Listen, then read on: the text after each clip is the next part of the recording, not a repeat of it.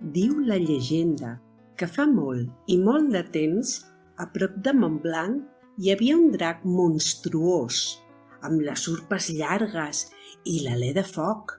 Aquest drac feia fugir el poble, matava la gent amb el seu alè i s'empassava les persones vives. Els ciutadans varen decidir donar-li 2 ovelles cada dia per apaivagar la seva fam. Quan s'acabaren els béns, li donaren vaques, bous i tots els animals que tenien, fins que es quedaren sense. El rei convocà una reunió on van decidir que farien un sorteig i li donarien al drac una persona cada dia.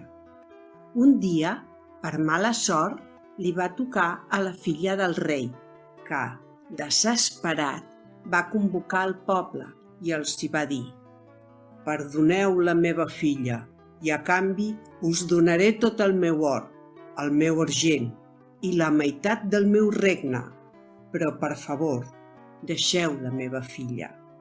Però de sobte, quan el drac ja obria la seva bocassa per menjar-se d'una queixalada la princesa, va aparèixer, cavalcant sobre un cavall blanc, amb llança i escut daurat, el cavaller Sant Jordi, per salvar la princesa de les urpes d'aquell enorme drac.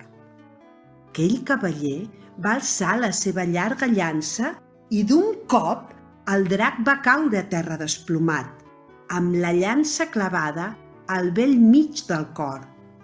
De cop, de la sang del drac en va sortir un roser, amb unes roses que brillaven amb l'esplendor del sol. El cavaller Sant Jordi en va collir una, la més bonica de totes. Va anar a la princesa i la hi va donar en senyal d'amor.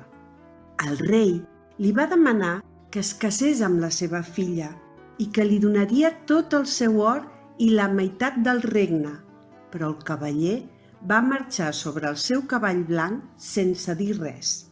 Des d'aquell dia, la gent del poble va viure tranquil·la,